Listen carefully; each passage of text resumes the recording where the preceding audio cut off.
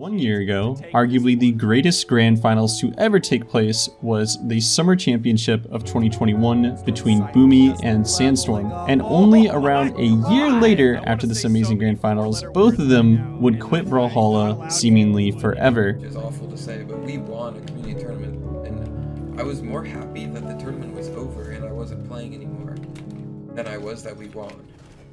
After seeing clips like the one shown, and seeing statements from Boomie and Sandstorm about quitting Brawlhalla, trying to look for more of the reason why they stopped competing wasn't that hard, since you don't have to look very far. Pinned on both Boomie and Sandstorm's Twitter, so the very first message you see is them reflecting and moving forward from their time in Brawlhalla. However, there are reasons to suspect both will return, but the when and where is very different in the case of the two of them. And as for the Summer Championship in the background, you'll notice both of them are using crossovers. And I know not everyone likes crossovers. I used to not like them either because they costed money and, there wasn't too many that I really wanted. That was until I saw Sandstorm play on the Big Fat Panda. Yes, I'm selling out. Sorry, but I own multiple of the Kung Fu Panda crossovers, and I hope they do Kung Fu Panda 2 and 3 and the Kung Fu Panda Christmas special. Thank you. Got the gauntlets on the edge, but the side air. Does he have the height? Nice. No, Boomie's gonna take game number 1. Now, if we want to get a better understanding of why two pros of a well-established title would leave their main game, I can show you this graph. And at the very top of competition, which Boomie and Sandstorm definitely were, there is something known as champions fatigue. The challenge of up-and-coming pros keeps those at the top motivated to keep getting better. But Sandstorm was losing interest quickly because not only was he probably getting tired of pushing the limits of Brawlhalla, but he was getting tired of the growingly stale game state. And it's kind of odd I'm bringing this up for someone who's literally won the World Championship 3 times in a row, but since he didn't win the most recent World Championship, he felt more motivated to play in the off-season, leading to a 3rd place placement at the Winter Championship, which surprisingly for him is his highest placement ever at a Winter Seasonal Championship. What does it mean to have never won a Winter Championship, and why is that tournament in particular such a problem for you?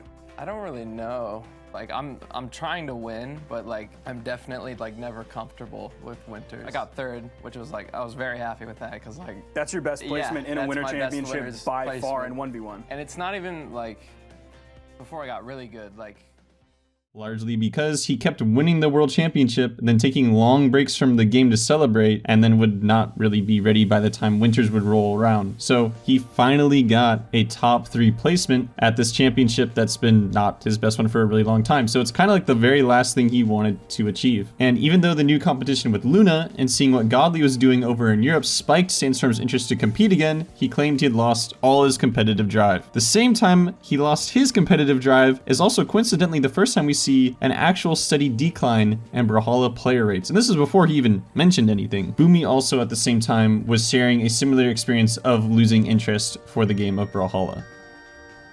Seeing this brand new title, Multiversus, interact on Twitter, talk to pros, and mentioning potential hotfixes looked very promising. The only issue really being that I could see is that open communication and a lot of promises and a lot of I'll look into this and I'll look into that. It's commonly known as too good to be true. Also, personally, I think it's kind of annoying when the smallest issues I don't really think need to be sent to the top of the ladder get reported and DM'd to Tony or added on Twitter. I mean, my Twitter timeline was just destroyed with Multiversus, changes all the time. And the meta remained relatively top heavy with overkitted characters, some lag issues persisted, and the pro scene was a little confusing, mainly grassroots based besides the giant Evo competition coming up. This, you could say, led to this graph. Yeah, it's not the best. And there's many theories as to why this happened, but it led to a lot of complaints and comparisons between the two titles on Twitter once again. And I think it's a bit odd when people complain about metas, because hasn't meta always been a thing? Isn't meta just whatever's best right now?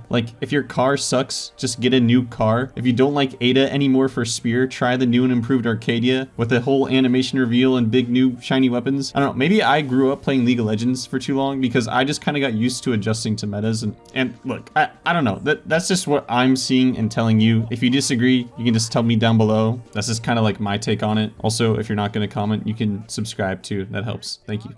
And if you don't follow your favorite pros as they pursue other video games, first of all, fake fans. And secondly, it was logically a really good decision for them at the time. You know, there would be plenty of times where I would just play Brawlhalla Friendly 2s for 6 hours alone, then log off wondering why I just played the worst game of my life. Then I'd go outside and do literally anything else and pretty much was like, yeah, Brawlhalla's better, I'm going back inside. I think particularly Boomy had this interaction pretty much happen with him and Multiversus, because at first everything looked great. Boomy and Sandstorm, the Brawlhalla World Champion team, is teaming together once again at one of the largest fighting game championships for a brand new fighting game title, Evo Multiversus. They're having fun, they're laughing, making it through pools, which is the scary part of most tournaments, and then at the end of the day, they'd make it to the top 32, continuing on to day 2 of the tournament, but it wasn't without its own problems. Multiversus was created to appeal to the largest audience possible, which is super smart, but therefore made the game mainly designed for controllers as they're the most popular equipment for fighting games. Brawlhalla heavily favors keyboard inputs for customization and latency. For whatever reason, this LAN was held without planning for 2 people using a keyboard at once for the Multiversus tournament. Keyboard players had to deal with a third-party program that would read keyboard inputs as controller inputs and essentially just made them slower. My idea of why this would happen is if you've ever had to try and learn a new language, it'd be the same for your computer as you hearing a word, translating it into your own native tongue, and then saying it back to the other person. It would just be multiple steps kind of slowing down the process. So that was our first problem, and hopefully the only problem, right? Not really. They made it very, very far in this tournament, more than most would ever go. But as it being the first LAN for Multiversus, the meta hadn't really shaped out yet, and that was particularly hard on Boomie and Sandstorm to advance, causing them to lose later in the bracket. Also, as a spectator, it was pretty clear to my understanding that Void was already top of the ladder for this game and was pretty clearly going to win the game from day 1. And now, honestly, as a mainly outsider, one of the main issues I saw with Multiversus in the beginning, and still kind of to this day, is all the issues being directed towards the face of the game, the game's dev team, Tony, about patches, nerfs, keyboard fixes, C-stick, directional inputs, literally anything that you just had a problem with. And he would do his absolute best to keep up good PR and reply to them. And I will be honest with you, as someone who has lived on this earth, been a student, had responsibilities, I too feel responsible to tell people, okay, I'll get on it. This does not always guarantee these changes are going to happen or happen the way you want to happen. It's just more or less people want a response sometimes. And the unfortunate byproduct of communicating to so many people and making so many promises is a buildup of work. A buildup so large that it requires very big patches. And because it's just so much work to attend to every issue with a brand new game title whose player base is very into updates and patches, if there's a long delay in these typical streams of constant fixes, people will get impatient and they will leave. And then what's interesting, if you really look at it, is how regardless of which game is making updates, it takes a crazy amount of time to come out with them. And the amount of time you can hold a player base comes down to the core elements of that game and if people actually enjoy them. And a game with relatively unchanged core elements for a very long time is Pokemon. And I think Pokemon's a good example because regardless of how many times you may have lost to the gym boss or Cynthia and her Garchomp, you kept trying to get better. It wasn't like you relied on the devs to nerf Cynthia because she was just so strong. You knew you could eventually beat her. And Pokemon, while the core elements have stayed the same, gets released a few years or so. So the updates are generally good for the game. But if your game is reliant on the constant updates, I think that's where things go amiss. Minecraft is another good example, an enjoyable game from the start, and the updates only added more for you to do, but at its heart, it didn't really require the updates to carry the game that much further. When it does come to an opinion about games that I do actually care for though, it's certainly Boomie's. He's a super genuinely open guy. He shares his thoughts with little filter. And I think when you're this good at competing for so long, you don't have to hold back as much. And this led to Boomie sharing his thoughts on games or even people fairly openly. For example, someone like Van Thurl, he is consistently like 17th, 13th, but he doesn't have like a big win against any pro player. So you wouldn't want to pick someone like that because they haven't like proven themselves against pro players, if that makes sense. In that open nature on stream, he pointed out he only had 0.1 hours of playtime for Multiversus in the past 2 weeks. In Multiversus' defense though, they are still in beta, but once again, it's like, if it needs all these updates to be rich enough for him to want to come and play it for more than 0.1 hours in 2 weeks, not really the world's best sign. I don't have anything against Multiversus, I'm just putting out the facts out there, you know, just kind of saying it how it is. And what's the best thing about this is that in the most corporate move possible, when Brawlhalla especially saw Multiversus struggling, they finally decided to listen to the community and make a change, almost kicking them while they were down. Basically, changes that have been asked for years were finally announced. Fixed delayed input was coming in, studying on EAC, boom, new rank shiny WoW, and boomers of Brawlhalla, you thought it was smart to spend $10 on the first battle pass?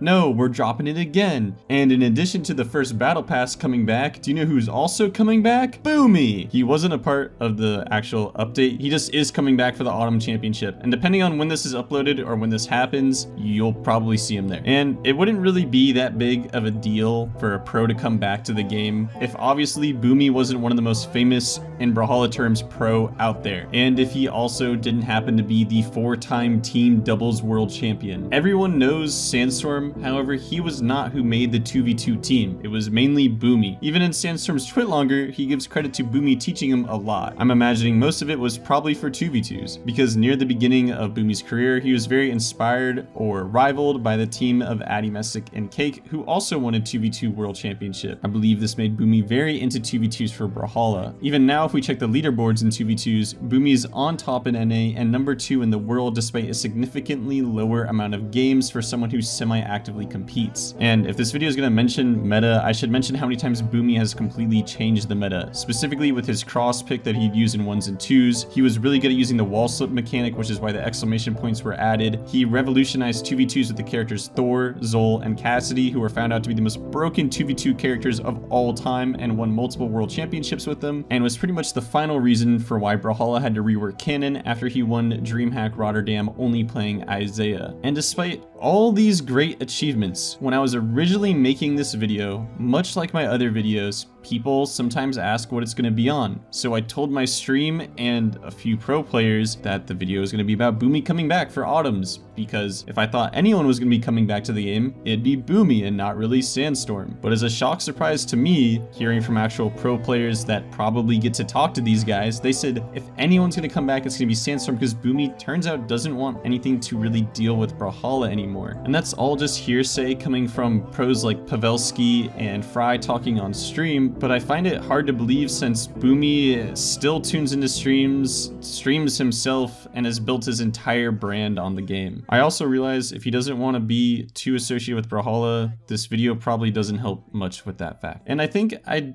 always did have a part of me that believed Sandstorm would come back. I think he literally just ran out of competitive drive because there was a lack of charge for him for such a long time. Multiversus is this brand new adventure for him. He's gonna pick it up fast, and I'm not really worried there. But I do find it interesting that as he's getting into Multiversus, he's also getting back into Smash, which he's played for literally 10,000 hours plus. He also got back into Geometry Dash, which he holds numerous records in. So I think all he needed to do was just give the game a break. And luckily for us, Brawlhalla is making plenty of changes at the right time during this break, and if original pros do return to the game, they will be refreshed and ready to compete and hopefully seeing something new. Lastly, both of them are of course going to BCX, and Sandstorm I do know for sure will be competing, as he's questioned about what hertz the monitors will be in. LANs are super important for keeping competitive drive because when it's in person, it's kind of more than just a game. It's a group of people that are passionate about the same thing, which causes for some great results, such as Twitch streams that people like me stumble upon.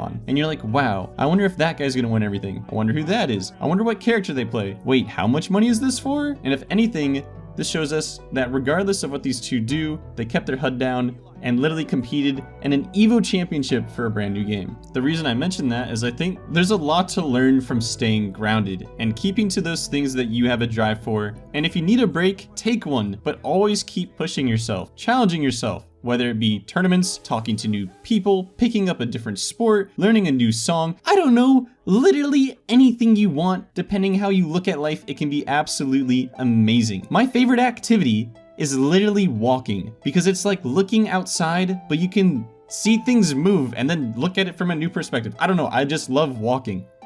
And I really hope you guys enjoyed this video. This is completely off script, just me talking. I gotta remember, go ahead and subscribe if you did enjoy it, or like or comment. Literally any of the things help me out. I also have a Discord you can join.